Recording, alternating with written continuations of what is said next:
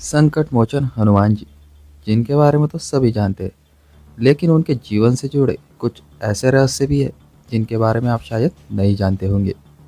तो आइए इस वीडियो में इन कुछ सवालों के जवाब जानते हैं कि ऐसा क्या हुआ जो श्री राम ने ही अपने ही भक्त प्रिय हनुमान जी को मौत तक की सजा सुना दी थी, और तो और उनसे छल भी किया। आखिर क्यों हनुमान जी ने पंचमुखी अवतार लिया। हनुमान जी रामायण ही नहीं बल्कि महाभारत के पूरे युद्ध में भी शामिल थे, लेकिन कहाँ और कैसे, तो आइए जानते हैं। बजरंगबली से जुड़े 7 ऐसे अनसुनी कहानियां जो आप जरूर जानना चाहेंगे।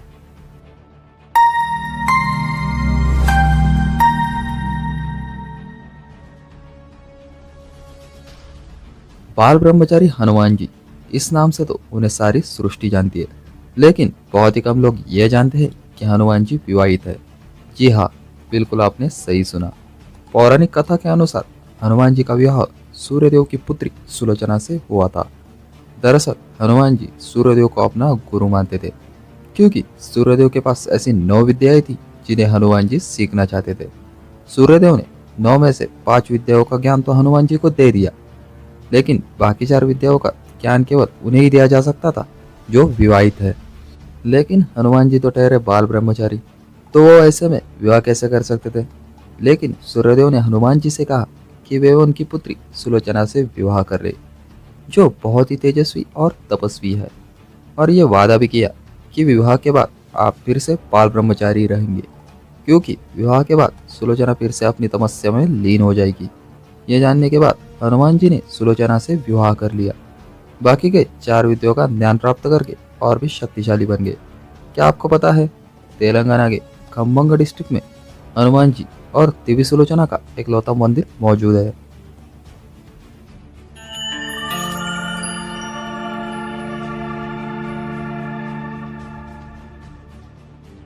वाल्मीकि जी द्वारा लिखी रामायण तो हम सभी ने सुनी है, लेकिन थाईलैंड के रामकीन और कंबोडिया के रिमकेर में रामायण की कुछ ऐसी कथाएं हैं जो आज तक अनसुनी है। रामकीन और रिमकेर के अनुसार रावण की एक बेटी भी थी, जिसका जिक्र वाल्मीकि रामायण या रामचरितमानस में नहीं है।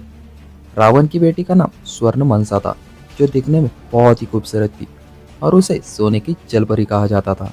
कथा के अनुसार जब वानर सेना राम सेतु बनाने के लिए समुद्र में पत्थर फेंककर जमाते थे, तो कुछ समय बाद वे गायब हो जाते थे। जब हनुमान जी को इस घटना का पता चला तो वो समुद्र में उतर गए, ताकि वो पता लगा सके कि आखिर ये चट्टानें कहाँ गायब हो रही है।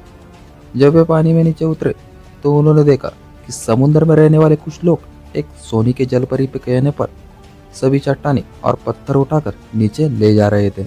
स्वर्ण मनसा की नजर जैसे ही हनुमान जी पर पड़ी तो उसे उससे प्रेम हो गया। हनुमान जी स्वर्ण मनसा की मन की स्थिति समझ गए और उनसे पूछा, आप कौन है देवी। तो स्वर्ण मनसा ने उन्हें बताया कि मैं रावण की पुत्री हूँ, और रावण ने उसे पुल का निर्माण ना होने का काम सौंपा है। तब हनुमान जी ने उसे समझाया कि रावण ने कितने बुरे कार्य करे, हम ये पुल आखिर क्यों बना रहे। यह सब सुनकर स्वर्ण मनसा हनुमान जी को वे सारे चट्टान लौटा देती है।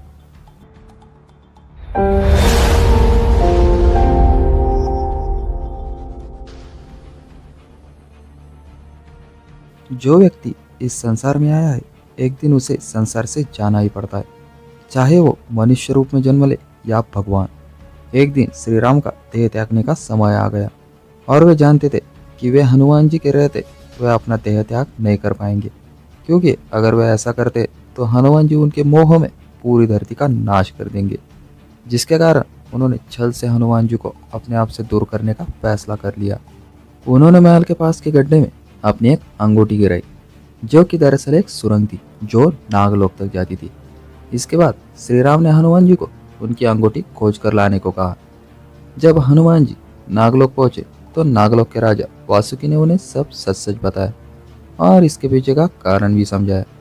वासुकी की बातें सुनकर हनुमान जी सब समझ गए, क्योंकि उनके प्रभु श्री राम जी का देह त्यागने का समय आ गया है, और ये कहकर वहां से चले गए कि जहाँ मेरे प्रभु श्री राम नहीं, मैं वहां जाकर अब क्या करूंगा। और कहा जाता है कि इस घटना के बाद से हनुमान जी अयोध्या वापस कभी लौटे ही नहीं। लेकिन हनुमान जी आखिर गए कहाँ और वे आज के वक्त में कहाँ है, ये सब कुछ मैंने वीडियो के एंड में बताया। इसलिए इस वीडियो को एंड तक ज़रूर देखिएगा।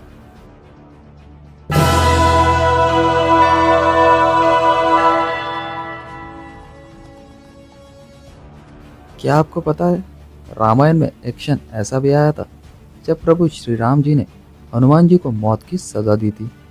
लेकिन राम जी अपने सबसे प्रिय भक्त हनुमान जी को कैसे इतनी बड़ी सजा दे सकते थे, और हनुमान जी इससे आखिर बचे कैसे?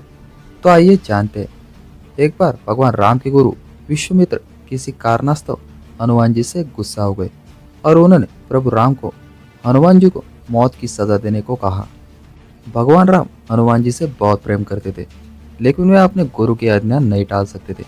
इसलिए श्री राम जी ने हनुमान जी को मौत के घाट उतारने का निश्चय लिया। जब यह बात हनुमान जी को पता चली तो वे एक वृक्ष के नीचे बैठकर भगवान राम के नाम का जाप करने लगे और उसी में ही लीन हो गए। भगवान राम जब वहां पर पहुंचे तो वो हनुमान जी पर अपने बाणों से आक्रमण करने लगे, लेकिन जितने भी वार राम जी ने हनुमान जी पर करे वो सभी अस्त्र शस्त्र चलाए वे सभी निष्फल हो गए। और तो और राम जी ने हनुमान जी पर ब्रह्मास्त्र तक चला दिया, लेकिन इसके बाद भी पवन पुत्र हनुमान जी का एक बाल भी बाका नहीं हुआ, क्योंकि कहा जाता है ना, भगवान राम का नाम स्वयं राम से भी शक्तिशाली है। क्या आपको पता है, अपने पुत्र मेघनाथ के मृत्यु के बाद रावण ने प्रभु श्री राम को हराने के लिए पाताल लोक के राजा ऐरावत की सहायता मांगी। ऐरावत ने रात के समय में अपनी माया से श्री राम और उनकी पूरी सेना को निद्रा में डाल दिया और विभीषण का वेश धारण कर लिया और राम जी और लक्ष्मण जी को नींद में ही पाताल लोक ले गया। जब यह बात हनुमान जी को पता लगी तो बजरंगबली अपने प्रभु श्री राम की जी की तलाश में पाताल लोक गए, जहाँ उन्हें ऐरावत के 5 दियों के बारे में पता लगा जिसमें उसकी जान बसती थी, और ऐरावत को हराने के लिए इन 5 दियों को एक साथ बुझाने की आवश्यकता थी। 5 दिए अलग अलग दिशा में थे, जिन्हें बुझाने के लिए हनुमान जी ने अपना पंचमुखी अवतार धारण किया और अलग अलग दिशा में रखे 5 दियों को एक साथ बुझाकर ऐरावत का वध करके उन्होंने अपने प्रभु श्री राम और लक्ष्मण जी को बचा लिया।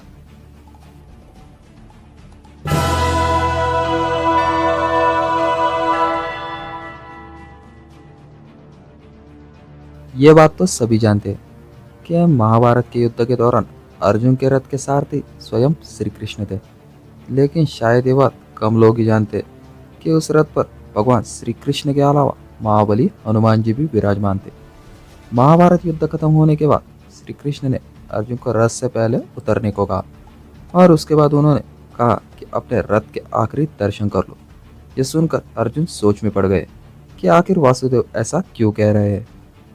श्री कृष्ण ने रथ की ओर देखते हुए कहा कि आपने हमारा बहुत साथ दिया, अब आप भी इस रथ को त्याग दीजिए। संकट मोचन हनुमान। जैसे ही हनुमान जी अर्जुन के दिव्य रथ से उतरे वे जलकर राख हो गया। श्री कृष्ण अर्जुन को बताया कि तुम्हारा रथ तो पहले से दिव्यास्त्रों से जलकर राख हो गया था, लेकिन शुरू से ही हनुमान जी तुम्हारी और उस रथ की रक्षा कर रहे थे, इसलिए उनके नीचे उतरते ही तुम्हारा रथ जलकर राख हो गया।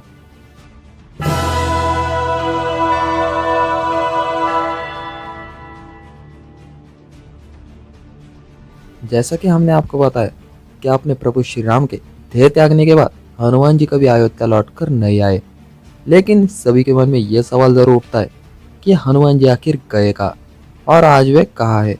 तो आइए जानते हैं। जैसे कि हम सभी जानते हैं, हनुमान जी को श्री राम और माता सीता से अमरता का वरदान प्राप्त था और वे एक चिरंजीवी है। श्रीमद् भगवत गीता के अनुसार आज कलयुग में हनुमान जी गंधमादम पर्वत पर निवास करते हैं। यह पर्वत कैलाश पर्वत के उत्तर में स्थित है। इस पर्वत पर महर्षि मार्कंडेश्वर ने तपस्या की थी। इस पर्वत पर गंधर्व, अप्सराओं, किन्नरों और महर्षियों का निवास है, और तो और इस पर्वत पर किसी वाहन से पहुंचना असंभव माना जाता है। तो ये थी हनुमान जी के जीवन से जुड़ी कुछ ऐसी बातें जो बहुत ही कम लोग जानते हैं। क्या आप इन सभी बातों को जानते थे? अगर आप हनुमान जी से जुड़ी और भी दिलचस्प और अनसुनी कथाओं के बारे में जानते हैं तो मुझे कमेंट सेक्शन में ज़रूर शेयर कीजिए।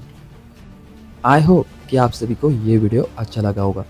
वीडियो अच्छा लगे तो वीडियो को लाइक कीजिए। ऐसी ही कहानी है हमारे माता पार्वती की, जिसके बारे में मैंने डिटेल में इस वीडियो में बताया। माता पार्वती का वैसे तो माना जाए रूप बहुत ही शांत है, लेकिन जब वो गुस्से में आ जाती है तो उनका रूप और भी ज़्यादा भयानक हो जाता है, जिसके बारे में मैंने डिटेल में पूरा इस वीडियो में बताया है, जिसका लिंक जो मैं डिस्क्रिप्शन बॉक्स में डाल दूंगा।